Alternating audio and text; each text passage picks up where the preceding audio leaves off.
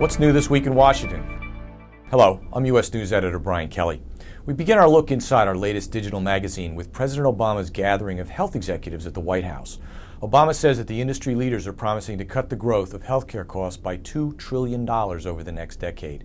The announcement was part of a week-long push that ended with House Speaker Nancy Pelosi promising to have a healthcare reform bill to the floor of Congress by the end of July. That would be big news if it happens. Speaker Pelosi is also front and center in the debate over the alleged torture of terrorist suspects. She's defending herself against critics who say she was complicit in the Bush administration's decision to use waterboarding. Here's our chief White House correspondent, Ken Walsh. The issue of alleged torture of suspected terrorists is gaining steam in Washington. Former Vice President Dick Cheney supercharged the issue in his recent assertions that President Obama is making the nation less safe. Cheney and his allies say that the harsh techniques generated intelligence that saved lives and couldn't have been gotten any other way.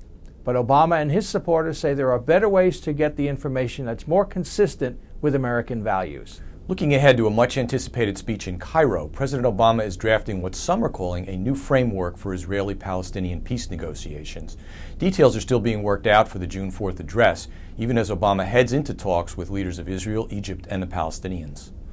From our Washington Whispers file, enough with the Obama as Spock comparisons. That's what Star Trek Voyager's Kate Mulgrew tells our Whispers reporter, Nikki Schwab. He's far sexier. He's much funnier. He's infinitely more human. If there's one word I would use to describe Barack Obama, it's that he is inherently human and humane.